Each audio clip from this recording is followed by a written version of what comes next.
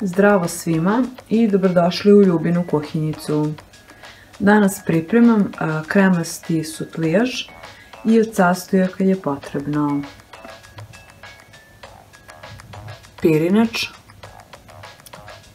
šećer, mleko, voda, ulje i ekstrakt od vanile. Ostanite sa mnom do kraja videa i pogledajte kako se ovaj kremasti sutlijaž priprema. Izmešati 1 litar mleka,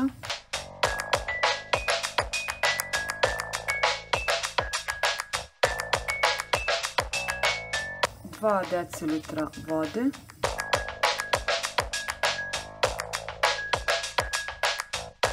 1 kašičicu ulja,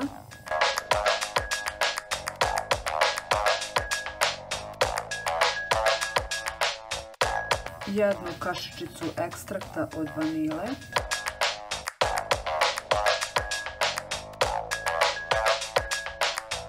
i 5 kašika šećera.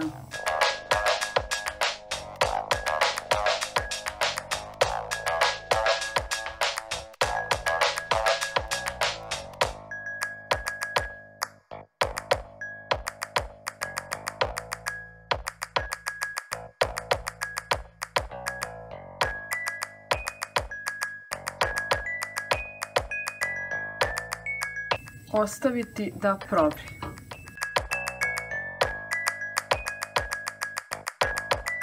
Kada provri, smanjiti temperaturu i dodati 250 g pirinča.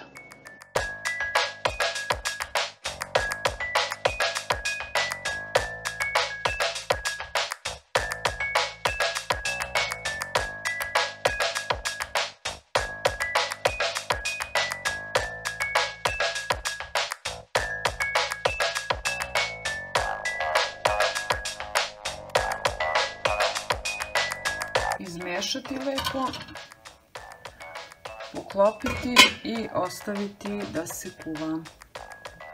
Na kraju ću vam reći koliko je vremena bilo potrebno za kuvanje ovog kremastog sutlijaša.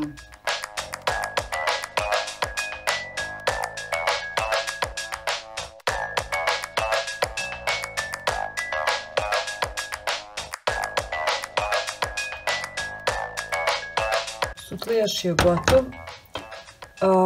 Od kada sam stavila pirinač, kuvala sam 30 minuta.